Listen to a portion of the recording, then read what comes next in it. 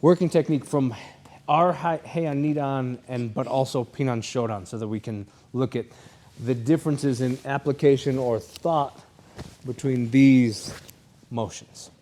Okay? Initially, the idea Pinan Shodan having this concept of finding the chin. I can do that from underneath, I can do that from the front, I can do that from the side, right? So we worked that a little bit. We also look at the way our Heian Nidan works, or my interpretation of it, where I start here and I work to the outside, raising to hit low. That's the way our opening looks, okay? So hitting low here. This transition from the outside is a little bit different than Pinan Shodan, so I come underneath and just swing this through to hit here. Right, so less of an active hit in that middle hit, more of a trap arm drag into the second hit. So coming in 1, 2, 3. So now looking at putting it on the pads, we'll go through it and then we'll frame it out and kind of work with that, and then we'll look at how it goes from here. You're going to work it, right? You just punch my hands, that'll be fine. So I want to show some of the concepts that I'm working on for where this applies and how we use it. Which is first, she's just hitting, right? She's working. She's going to try to keep her guard up, right? Working, keep those elbows in so you're not open here. Yeah. That's it. Okay? So one of the ways to stop from getting hit is to frame on the inside of the arm so that when she tries to hit with that arm, that's protected, right? So that's the first reason for the pad to come out is I frame here. When she feels this, she already has an easy technique. She rolls her shoulder back and traps, and she's ready to start hitting with this hand. Okay? In my interpretation, I like to get away from the actual hand. This is representing my head right now. Get away from the actual hand by switching to the outside. So she rolls through, switches to the outside. She's hitting low. I don't like that. I cover. She hits high. I cover. She hits under.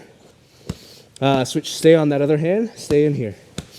Okay, so this whole time, if you watch, when she moves to the outside and she rolls this out and hits, when I drop down, this hand just stays stuck and it just knows where I am the whole time. It's paying attention to what I'm doing, okay? When I roll up, same thing goes. She stays on it and she knows where that is. Same thing, when I want to protect from this and I put this down, drops right into her arm. She traps that and starts hitting with this hand. Then I protect my head. She's going to come from right here. This is the sneaky bit. So right here, you're working, holding this, hitting this.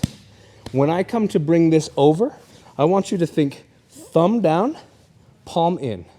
Okay, so I go here. You're going to trap like that. You're going to pull and roll through, and then start hitting there. Okay? Does that make sense? You see all of these different places, the way that we're managing different ways people try to protect their body, high and low. It's kind of the application we're doing. So that we did it in that framework with this concept of a handful of hits, indeterminate number, it doesn't really matter, just try not to build a pattern.